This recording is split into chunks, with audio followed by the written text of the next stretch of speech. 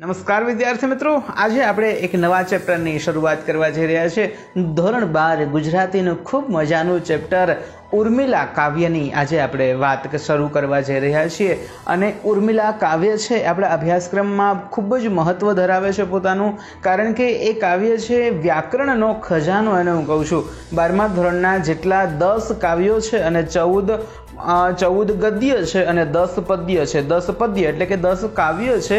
એ કાવ્યને લગતા પ્રશ્નો જે કાવ્યોની અંદરથી જે વ્યાકરણ લેવામાં આવે છે એમાં સૌથી વધારે જેની અંદરથી વ્યાકરણ લઈ શકાય એવું એક કાવ્ય કોઈ હોય તો એ છે ઉર્મિલા કાવ્ય। કારણ કે ખંડકાવ્ય છે અને આખું તળપદી ભાષાના અનેક પ્રકારના વિવિધ પ્રકારના અવનવા શબ્દોનો તળપદા, તત્સમ, તદ્ભવ અલગ અલગ પ્રકારના શબ્દોનો ભરપૂર ઉપયોગ એ કાવ્યમાં કવિએ કર્યો છે। એટલા માટે વ્યાકરણની દ્રષ્ટિએ કૃદંત વિશેષણ પણ એમાંથી ઘણા બધા વાક્યોમાં નીકળી શકે એમ છે, ઘણી બધી પંક્તિઓમાં નીકળી શકે એમ છે। હું તમને સાથે સાથે આ કાવ્યની અંદરથી જે મહત્વના પ્રશ્નો છે અને એની સાથે સાથે વ્યાકરણને લગતા જે પ્રશ્નો એમાંથી નીકળી શકે એમ છે, વ્યાકરણને લગતી જે પંક્તિઓ છે એની પણ સાથે સાથે સમજ આપતો જઈશ। તો મિત્રો ખાસ આ ઉર્મિલા કાવ્યને સમજી લેશો। તમારા બોર્ડના પેપર માટે આ ઉર્મિલા કાવ્ય છે મિત્રો ખૂબ મહત્વનું કાવ્ય છે। આપણે ઉર્મિલા કાવ્ય શરૂઆત કરીએ એ પહેલા એના કવિનો પરિચય મેળવીએ, કારણ કે હેતુલક્ષી પ્રશ્નો માટે ખૂબ મહત્વનો છે। અને ખાસ યાદ રાખજો, ઉર્મિલા કાવ્યના કવિનું નામ છે બોટાદગર। બોટાદગરનું આખું નામ છે કવિ દામોદર ખુશાલદાસ બોટાદગર। બોટાદગરનું આખું નામ શું છે મિત્રો? કવિ દામોદર ખુશાલદાસ બોટાદગર। બાજુમાં તમને મિત્રો બોટાદગરનો પરિચય આપેલો છે। ટૂંકમાં વાત કરીએ, પરીક્ષા લક્ષ્ય પૂછાઈ શકે એવું શું યાદ રાખવાનું છે? ઉર્મિલા કાવ્યના કવિ બોટાદગર, બોટાદગરનું આખું નામ છે કવિ દામોદર ખુશાલદાસ બોટાદગર। અને ઉર્મિલા કાવ્યનો સાહિત્ય પ્રકાર છે ખંડ કાવ્ય। ખંડ કાવ્ય કોને કહેવાય એવું કદાચ પૂછાઈ શકે। આપણે મિત્રો બોર્ડના પેપરમાં પૂછાય અને આપણને ખબર ન હોય એવી એક પણ સંભાવના છોડી નથી દેવાની, અને એટલા જ માટે ઉર્મિલા કાવ્યનો સાહિત્ય પ્રકાર ખંડ કાવ્ય। અને આપણા અભ્યાસમાં સાહિત્ય પ્રકારો પણ અલગ અલગ છે। તો ખંડ કાવ્ય કોને કહેવાય? તો કે જેમાં એક ખંડ ઉપર કાવ્ય બનાવવામાં આવે। ખંડ એટલે ભાગ।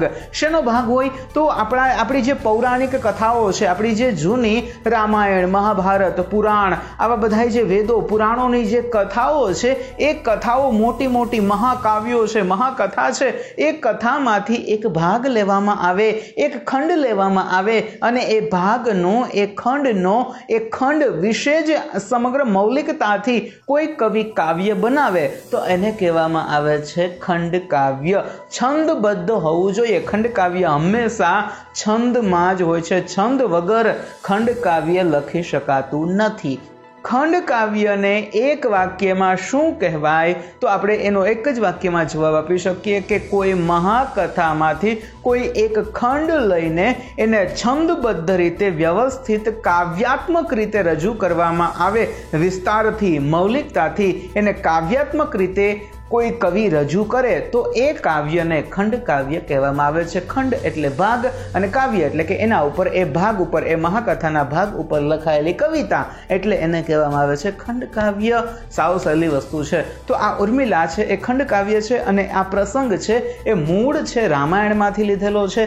રામચરિતમાનસ જે આપણો ધર્મગ્રંથ છે શ્રી રામચરિતમાનસ, એ રામચરિતમાનસમાંથી એક નાનકડો પ્રસંગ અહીંયા ઉર્મિલા કાવ્યની અંદર આવે છે। એની આપણે શરૂઆત કરીએ એ પહેલા ખાસ યાદ રાખજો, ઉર્મિલા કાવ્યમાં 3 છંદોનો ઉપયોગ થયો છે। આ વારંવાર આ પ્રશ્ન પૂછાય છે કે ઉર્મિલા કાવ્યમાં વપરાયેલા કોઈ પણ 2 છંદોનું નામ આપો। તો ટોટલ ઉર્મિલા કાવ્યમાં 3 છંદનો ઉપયોગ થયો છે। કયા કયા? શાર્દુલ વિક્રીડિત। આ શાર્દુલ વિક્રીડિત શબ્દ છે એ વારંવાર જોડણીમાં 12મા ધોરણમાં પૂછાય છે। તો અહીંયા બાજુમાં તમને શાર્દુલ વિક્રીડિતની જોડણી આપેલી છે। એ શાર્દુલ વિક્રીડિતની જોડણી મિત્રો ખાસ યાદ રાખજો। તો 3 છંદ છે, એક છે મંદાક્રાંતા, એક છે શાર્દુલ વિક્રીડિત અને ત્રીજો છંદ છે અનુષ્ટુપ. યાદ રાખજો 3 છંદનો ઉપયોગ ઉર્મિલા કાવ્યમાં થયો છે. કયા 3 છંદ? પહેલો છંદ શાર્દુલ વિક્રીડિત, બીજો છંદ છે મંદાક્રાંતા અને ત્રીજો છંદ છે અનુષ્ટુપ. ત્રણેયની જોડણી અહીંયા તમને આપેલી છે. એ જોડણી જોઈ લેજો અને એ જોડણીના આધારે જ તમારે લખવાનું છે. હવે આપણે કાવ્યની શરૂઆત કરીએ એ પેલા દામોદર ખુશાલદાસ એટલે કે બોટાદકરનો સામાન્ય પરિચય ટૂંકમાં આપી દઉં તો બોટાદકરનું નામ ઉપનામ આપણને ખબર છે. તો એનો જે એ મૂળ વતની છે એ બોટાદના વતની હતા. સૌરાષ્ટ્રનું બોટાદ છે એના ત્યાંના તેઓ વતની હોવાના કારણે જ તેઓનું ઉપનામ પણ બોટાદગર થઈ ગયું છે. વારંવાર બોટાદકર વિશે એક વાક્ય કહેવામાં આવે છે કે બોટાદગર છે એ ગૃહ અને ગ્રામ જીવનના કવિ છે. આપણને એક વાક્ય માટે પૂછાઈ શકે કે ગૃહ અને ગ્રામ જીવનના કવિ તરીકે કોણ ઓળખાય છે? તો મિત્રો ગૃહ અને ગ્રામ જીવનના કવિ તરીકે બોટાદગર ઓળખાય છે. આપણને યાદ જ રહેશે હંમેશા. હવે આપણે આગળ વાત કરીએ તો ઉર્મિલા કાવ્યની હવે આપણે શરૂઆત કરીએ એ પહેલા બોટાદકરના 3-4 પુસ્તકોના નામ આપણી ટેક્સ્ટબુકમાં આપેલા છે. તો એમાંથી કોઈ પણ 2 પુસ્તકોના નામ અહીંયા પરિચયમાંથી કોઈ પણ 2 પુસ્તકોના નામ મિત્રો યાદ હશે તો શક્ય છે, શક્યતા ઓછી છે પણ શક્યતા છે કે બોટાદકરના કોઈ પણ 2 પુસ્તકોના નામ આપો. અથવા તો એક પુસ્તકનું નામ આપેલું હોય કે શૈવલીની ના કવિ કોણ છે તો આપણે ખબર પડે કે શૈવલીની કાવ્ય સંગ્રહ છે એ બોટાદકરનો છે. એકાંત 2 માર્ક્સનું જે હેતુલક્ષી આ પ્રકરણમાંથી આ કાવ્યમાંથી પૂછાઈ શકે એવું છે આપણા માટે ક્લિયર થઈ જાય. ઉર્મિલા કાવ્ય, એના કવિનું નામ બોટાદકર, બોટાદકરનું આખું નામ છે દામોદર ખુશાલદાસ બોટાદકર. તેઓનો જન્મ ક્યાં થયો છે? બોટાદમાં, સૌરાષ્ટ્રના બોટાદમાં થયો છે. તેનો અભ્યાસ 6 ધોરણનો છે. ઉર્મિલા કાવ્યમાં 3 છંદોનો ઉપયોગ થયો છે. કયા કયા? શાર્દુલ વિક્રીડિત, અનુષ્ટુપ અને મંદાક્રાંતા. આ 3 છંદનો ઉપયોગ થયો છે. અને ઉર્મિલા કાવ્યનો સાહિત્ય પ્રકાર છે ખંડ કાવ્ય. કયું કાવ્ય? ખંડ કાવ્ય. આટલું આપણને ખબર હોય તો આની બહાર કોઈ હેતુલક્ષી પ્રશ્ન ઉર્મિલા કાવ્યમાંથી નીકળી શકે નહીં. હવે આપણે શરૂઆત કરીએ છીએ ઉર્મિલા કાવ્યની. આ વિડીયોને અંત સુધી જોતા રહેજો મિત્રો. ઉર્મિલા કાવ્ય આપણા અભ્યાસનું ખૂબ મહત્વનું કાવ્ય છે. બની શકે છે કે થોડીક લાંબી ચર્ચા ચાલશે કારણ કે બોર્ડના પેપરમાં 10 પદ્યમાંથી 20 થી 25 માર્ક્સનું એને લેવું છે અને સૌથી વધારે ભારણ દર વર્ષે ઉર્મિલા કાવ્યનું હોય છે. એટલા માટે ઉર્મિલા કાવ્ય છે મિત્રો આપણા માટે ખૂબ મહત્વનું કાવ્ય છે. એની આપણે શરૂઆત કરીએ. એનો પૂર્વાપર સંબંધ બાંધવા માટે ખંડ કાવ્ય આપણે પહેલાં જ જોઈ ગયા કે ખંડ કાવ્ય એને કહેવાય કે કોઈ બીજી કથાનો એ ભાગ હોય છે. તો આ ખંડ કાવ્ય છે, રામાયણનો ભાગ છે. તો રામાયણની કથા આપણને ખબર છે, એ કથાને થોડીક આપણને માહિતી હશે તો આ કાવ્યને આપણે સરળતાથી સમજી શકીશું. તો આપણને ખબર છે કે દશરથ રાજાને 3 પત્ની હતી. સૌથી પહેલા કૌશલ્યા માતા, બીજા સુમિત્રા અને ત્રીજા કૈકેયી. અને દશરથ રાજાને 4 પુત્રો હતા. દશરથ રાજાને 3 રાણી હતી અને 4 પુત્રો હતા. સૌથી પહેલા આપણે જે કૌશલ્યા માતા એના પુત્રનું નામ છે શ્રીરામ. પછી બીજા રાણી સુમિત્રા માતા એના પુત્રનું નામ હોય છે લક્ષ્મણ અને શત્રુઘ્ન. કૈકેયી એનો એક પુત્ર છે એનું નામ હોય છે ભરત. 4 ભાઈઓની પત્નીઓનું નામ યાદ રાખવું પડશે આપણે. રામના પત્નીનું નામ છે સીતા માતા, ભરતના પત્નીનું નામ છે માંડવી, લક્ષ્મણની પત્નીનું નામ છે ઉર્મિલા.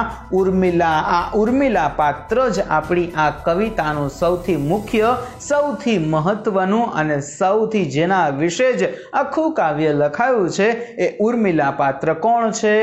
લક્ષ્મણની પત્નીનું નામ છે ઉર્મિલા. અને ચોથા ભાઈ એટલે કે શત્રુઘ્ન, અને શત્રુઘ્નની પત્નીનું નામ છે શ્રુતકીર્તિ.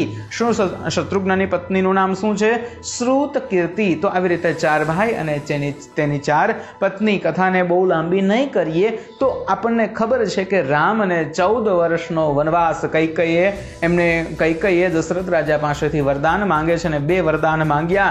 મારા પુત્ર ભરતને રાજગાદી મળે, અયોધ્યાની રાજગાદી મારા પુત્રને મળે.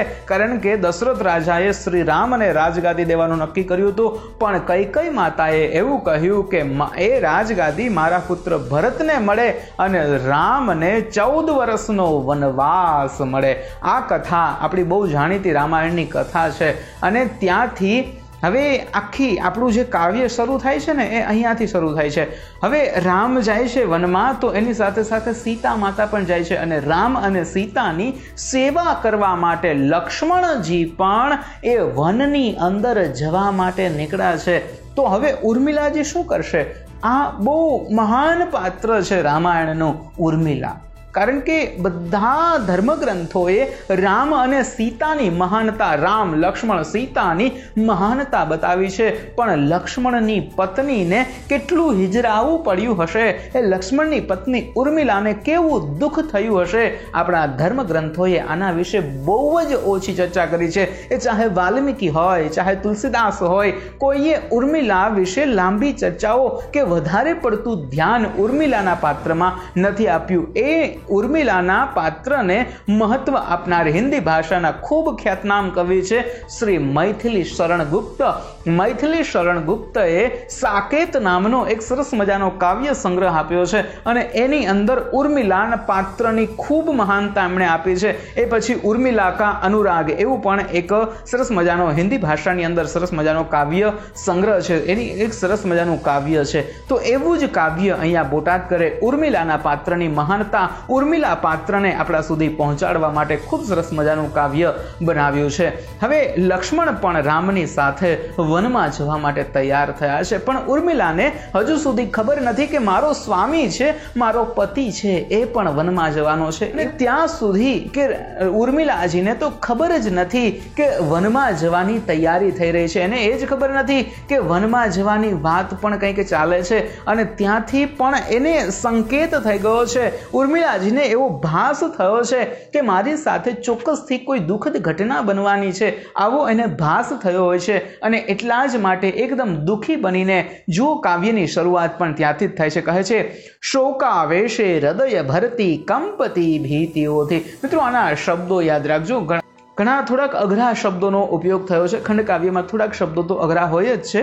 તો કવિ કહે છે શોક આવે છે હૃદય ભરતી કંપતી ભીતિઓથી. ઉર્મિલાજી એકદમ દુઃખની લાગણીથી હૃદય ભરાય, એનું ઉર્મિલાજીનું હૃદય ભરાઈ રહ્યું છે અને કંપતી ભીતિઓથી. અને આ ભીતિ એટલે ડર અથવા બીક, બે સમાનાર્થી શબ્દો, એક શબ્દ માટે બે સમાનાર્થી શબ્દો આપણે બોર્ડના પેપરમાં આપવાના હોય છે, એટલા માટે ભીતિ શબ્દના બે સમાનાર્થી શબ્દો છે ડર અને બીક. કહે છે ઉર્મિલાજી વિશે વાત કરે છે. ઉર્મિલાજીનું પહેલું ચિત્ર આપણી સામે કેવું આવે છે?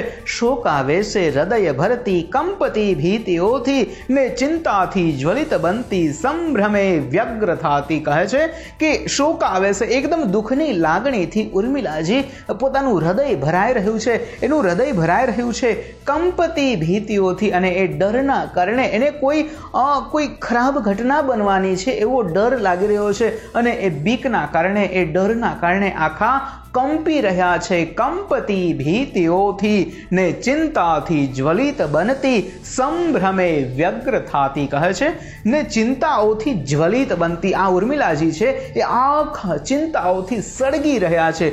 જ્વલિત એટલે જલવું, સળગવું, બળવું. ચિંતાથી આખું એનું શરીર છે, પોતાનો આત્મા છે એ જલી રહ્યો છે, બળી રહ્યો છે. અને સંભ્રમે વ્યગ્ર થાતી. સંભ્રમે એને કોઈ એવો ભ્રમ થયો છે અને એ ભ્રમ થવાના કારણે ઉર્મિલાજી એકદમ વ્યગ્ર થયા છે. વ્યગ્ર એટલે વ્યાકુળ. કવિ કહે છે કે ઉર્મિલાજીને એવો કોઈ ભાસ થયો છે અને એ ભાસ થવાના કારણે તેઓ એકદમ વ્યાકુળ દેખાય છે, એકદમ ડરી રહ્યા છે. ને તેમાં શું બને છે? વારે વારે સ્વર સમજવા દૂર કંઈ કાન દેતી. કવિ કહે છે કે એને કોઈ બહારથી કંઈક અવાજ સાંભળાય છે, બહાર કોઈક વિશેષ ઘટના બની રહી છે એવું એને ઉર્મિલાજીને લાગે છે ને, એટલા માટે વારે વારે એટલે કે વારંવાર એ બહાર શું ઘટના બની રહી છે, બહાર શું ચાલી રહ્યું છે એ સાંભળવા માટે બહારથી એને અવાજ સંભળાય છે પણ સમજાતું નથી, સંભળાય છે પણ સમજાતું નથી. ને એટલા જ માટે વારે વારે સ્વર સમજવા દૂર કંઈ કાન દેતી. વારંવાર એ અવાજને સાંભળવા માટે, એ અવાજને સમજવા માટે એ પોતાના કાન છે એ દૂર લગાવે છે. ઊભી બાળા વિવશ બનીને બારીએ બહાવરીશી. આવી રીતે ઉર્મિલાજી છે ઊભી બાળા વિવશ બનીને, વિવશ એટલે કે લાચાર, એકદમ લાચાર બનીને ઉર્મિલાજી ત્યાં ઊભા છે. વિવશ બનીને બારીએ બહાવરીશી, પોતાના ઘરની પોતાના કક્ષની બારીએ તે ઊભા છે એકદમ બહાવરી બનીને. બહાવરી એટલે કે બે બાકડી, એને આતુર છે તેઓ કે શું ઘટના બની છે, શું હવે બનવાનું છે, એને એની આતુરતા છે. એટલા માટે એકદમ બહાવરી બનીને ઉર્મિલાજી પોતાના કક્ષની બારીએ ઊભા છે. કવિ કહે છે આગળ અનુષ્ટુપ છંદમાં, હવે કવિ કહે છે ધનુર્બાણ ગ્રહી હાથે ને વાઘા વનના સજી, દૂરથી આવતા દેખે વહાલાને કંઈક વેગથી. કવિ કહે છે ઉર્મિલાજી જુએ છે તો દૂરથી કોણ આવી રહ્યું છે, તો દૂરથી એને દેખાય છે કે ધનુર્બાણ ગ્રહી હાથે. ધનુર્બાણ, બાણ શબ્દના સમાનાર્થી વારંવાર પૂછાય છે, તો બાણ શબ્દના બે સમાનાર્થી યાદ રાખજો. બાણ શબ્દનો પહેલો સમાનાર્થી છે તીર અને બીજો સમાનાર્થી છે ક્ષર. અક્ષરથી પાછળથી અ કાઢી આગળથી અ કાઢી નાખો તો પાછળ જે ક્ષર વધે ને એ ક્ષર શબ્દનો અર્થ થાય છે તીર. તો બાણ, તીર અને ક્ષર આ ત્રણેય સમાનાર્થી શબ્દો યાદ રાખજો. આગળ કહે છે ધનુર્બાણ ગ્રહી હાથે ને વાઘા વનના સજી. કવિ કહે છે કે પોતાના હાથમાં લક્ષ્મણ છે, એ પોતાના હાથમાં ધનુર બાણ ગ્રહી હાથે એટલે ગ્રહી એટલે પકડી, પોતાના હાથમાં ધનુષ બાણ પકડીને વાઘા વનના સજી. ઓહો, વાઘા એટલે વસ્ત્રો. આ સામેથી પોતાનો સ્વામી, પોતાનો પતિ લક્ષ્મણ આવતો દેખાય છે ઉર્મિલાને, પણ એના વસ્ત્રો, એના વાઘા છે એ વનની અંદર રહેતા કોઈ મુનિ પહેરે, જે વનની અંદર જંગલની અંદર રહેતા વ્યક્તિઓ જેવા વસ્ત્રો પહેરે છે એવા વસ્ત્રો એના સ્વામીએ, એના પતિએ પહેર્યા છે. આવું ચિત્ર ઉર્મિલાની સામે દેખાય છે. કહે છે ધનુર્બાણ ગ્રહી હાથે ને વાઘા વનના સજી. પોતાનો સ્વામી એને સામેથી આવતો દેખાય છે, પણ કેવો દેખાય છે, એને વસ્ત્રો કેવા પહેર્યા છે, એને વસ્ત્રો પહેર્યા છે તો એને વસ્ત્રો પહેર્યા છે કોઈ ઋષિ મુનિ, કોઈ જંગલની અંદર રહેતા વ્યક્તિ વસ્ત્રો પહેરે એવા એના હાથમાં ધનુષ બાણ છે. દૂરથી આવતા દેખે વહાલાને કંઈક વેગથી. પોતાનો વહાલો આવા વસ્ત્રો સાથે દૂરથી આવી રહ્યો છે એ ઉર્મિલાજી જુએ છે, અને આ જોતાની સાથે જ ઉર્મિલાજીની કેવી સ્થિતિ થઈ છે આ 2, 3 કે 4, 5 વાક્યોમાં પૂછાઈ શકે છે. તો કવિ કહે છે ચિરાયુ ચિત્ત ઓચિંતુ વજ્રપાત થયો શિરે. કવિ કહે છે ઉર્મિલાજીની એવી સ્થિતિ થઈ જાણે કે ચિત્ત ચિરાવવું એટલે હૃદય વિંધાઈ જવું. જાણે કે એનું હૃદય છે, એનું ચિત્ત છે એ ચિરાઈ ગયું હોય અને જેવી પીડા થાય. વજ્રપાત થયો, વજ્રપાત થવો એટલે જાણે કે ઇન્દ્રનું વજ્રનો પ્રહાર થાય અને જેવો આઘાત લાગે એવો આઘાત છે એ ઉર્મિલાને, આ લક્ષ્મણને આવા સ્વરૂપમાં, આવી રીતે લક્ષ્મણને જોઈને ઉર્મિલાજીને પણ આવો આઘાત લાગ્યો છે. કવિ કહે છે ચિરાયુ ચિત્ત ઓચિંતુ વજ્રપાત થયો શિરે. જાણે કે ઓચિંતાનું એનું ચિત્ત ચિરાયું, એનું મન છે એ હણાઈ ગયું હોય, એનું હૃદય વિંધાઈ ગયું અને જાણે કે કોઈ એના ઉપર વજ્રપાત થયો હોય. એ વજ્રપાત જેવું દુઃખ છે એ ઉર્મિલાજીને થયું છે. કવિ કહે ઢળતી સહસા ઊભી સંકષ્ટે ગ્રહી દ્વારને. ઢળતી એટલે કે ઉર્મિલાજી આ જોઈને સહન નથી કરી શકતા અને પડવું થઈ રહ્યા છે. ઢળતા એ સહસા ઊભી સંકષ્ટે, એકદમ નીચે પડવાની તૈયારીમાં છે, એ સહન નથી કરી શકતા. પોતાના સ્વામીને આવી રીતે જંગલના વનના વસ્ત્રો પહેરીને જે આવેલા છે એના સ્વામી સામેથી જુએ છે. આ જોઈને ઉર્મિલાજી સહન નથી કરી શકતા અને ઢળતી સહસા ઊભી સંકષ્ટે ગ્રહી દ્વારને. કવિ કહે છે કે એ પડતા મહા મુશ્કેલીએ, સંકષ્ટે એટલે કે મહા મુશ્કેલીએ ગ્રહી દ્વારને, પોતાના ઘરના દરવાજાને પકડીને એ ઊભા રહે છે ઉર્મિલાજી. આ દ્રશ્ય જોઈને નીચે પડવું થઈ જાય છે, પણ પોતાના ઘરના દરવાજાને પકડીને તેઓ મહા મુશ્કેલીએ ઊભા રહ્યા છે. કહે છે હજારો વસમાં તરકો અંતરે ઉદ્ભવી રહ્યા. કવિ કહે છે કે આવી રીતે લક્ષ્મણને સામે જોઈને ઉર્મિલાજીને માટે ખૂબ ખરાબ પરિસ્થિતિ. એને હજારો વસમાં તર્કો, વસમાં એટલે ખરાબ અને તર્કો એટલે વિચારો. કવિ કહે છે હજારો વસમાં તર્કો અંતરે ઉદ્ભવી રહ્યા. હજારો એવા એના અંતરની અંદર, એના મનની અંદર, ઉર્મિલાજીના મનની અંદર હજારો ખરાબ વિચારો આવવા લાગે છે. હજારો વસમાં તર્કો અંતરે ઉદ્ભવી રહ્યા. ઉર્મિલાજીના મનમાં આવી રીતે લક્ષ્મણજીને, પોતાના સ્વામીને આવી રીતે જુએ છે અને ઉર્મિલાના મનમાં હજારો એવા અવનવા તર્કો, વસમાં તર્કો, વસમાં એટલે ખરાબ આવા અવનવા અનેક પ્રકારના વિચારો કે આવા એને વસ્ત્રો શા માટે પહેર્યા છે. ઉર્મિલાજીને હજી બીજી કશી જ ખબર નથી, પણ પોતાના સ્વામીને આવા વસ્ત્રોમાં જોતા જ એના મનમાં એવા અવનવા ખરાબ વિચારો આવવા લાગે છે. હજારો વસમાં તર્કો અંતરે ઉદ્ભવી રહ્યા, તો એ ધૈર્ય ધરી ઊભી સ્વામીને સન્મુખી થવા. કવિ કહે છે તો પણ ઉર્મિલાજી પોતાનું ધૈર્ય ધર્યું છે, ધીરજ રાખી છે. ધૈર્ય એટલે ધીર. કવિ કહે છે તો એ ધૈર્ય ધરી ઊભી સ્વામીને સન્મુખી થવા. છતાં પણ ધૈર્ય ધરીને, ધીરજ રાખીને, ધૃતિ રાખીને, ધૃતિ પણ ધીરજ શબ્દનો સમાનાર્થી શબ્દ છે. કહે છે તો એ ધૈર્ય ધરી, છતાં પણ પોતાના સ્વામીને સન્મુખી થવા, પોતાના સ્વામીની સામે, એની સામે સન્મુખ આવવા માટે. સન્મુખી થવું એટલે પોતાનું મુખ લઈને સામે આવવું. એના સન્મુખ થવા માટે ઉર્મિલાજી છે એ પોતાની ધીરજ જાળવી રાખે છે અને ધૈર્ય ધરી પોતાના સ્વામીની સામે, લક્ષ્મણની સામે સન્મુખ થાય છે. કહે છે કૃતાપરાધ શો આવી ઉભો દીન મુખે પતિ. કવિ કહે છે કૃતાપરાધ શો, જાણે કે કોઈ મોટો અપરાધ કર્યો હોય, જો જાણે મોટો અપરાધ કર્યો હોય તેને કહેવાય કૃતાપરાધ. તો જાણે કે લક્ષ્મણે ઉર્મિલાનો કોઈ મોટો અપરાધ કર્યો હોય એવી રીતે કૃતાપરાધ શો, જાણે કે એનો કોઈ મોટો અપરાધી હોય એવી રીતે કૃતાપરાધ શો આવી ઉભો દીન મુખે. કોઈ ગરીબ જેવું મુખ રાખીને, એક ગરીબ મુખ રાખીને લક્ષ્મણ છે એ ઉર્મિલાની સામે ઊભા રહે છે.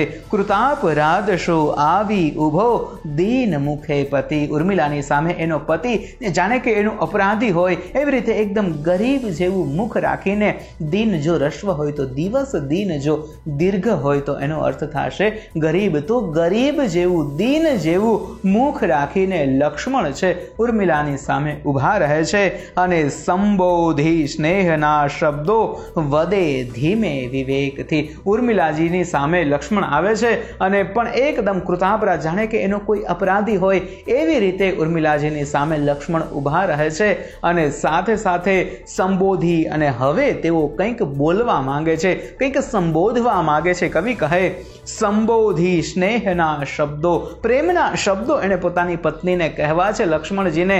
સંબોધી સ્નેહના શબ્દો વદે ધીમે વિવેકથી. વદે એટલે કહે, અને આવી રીતે લક્ષ્મણ છે પોતાની પત્નીને પ્રેમના શબ્દો ધીમેથી કહેવાની શરૂઆત કરે છે. હવે લક્ષ્મણ ઉર્મિલાને શું કહેશે, કઈ રીતે કહેશે, એ તમામ ચર્ચા મિત્રો આપણે બીજા ભાગમાં કરીશું. અત્યારે માત્ર આ પહેલા ભાગમાં આટલું સમજીશું. થોડુંક આ કાવ્ય લાંબુ ચાલશે કારણ કે વ્યાકરણની દ્રષ્ટિએ આ કાવ્ય ખૂબ મહત્વનું છે. હજી આગળ તમને એ પણ જણાવતો જઈશ કે આ કાવ્યમાંથી કઈ વિશેષણની પંક્તિઓ છે, કઈ કૃદંત માટેની પંક્તિઓ છે અને કઈ નિપાત માટેની પંક્તિઓ છે. અન્ય ઘણું બધું વ્યાકરણ આમાંથી નીકળે છે. એ આગળના લેક્ચરમાં આપણે ચર્ચા કરીશું. મિત્રો આજના લેક્ચરને અહીંયા પૂર્ણ કરીએ છીએ.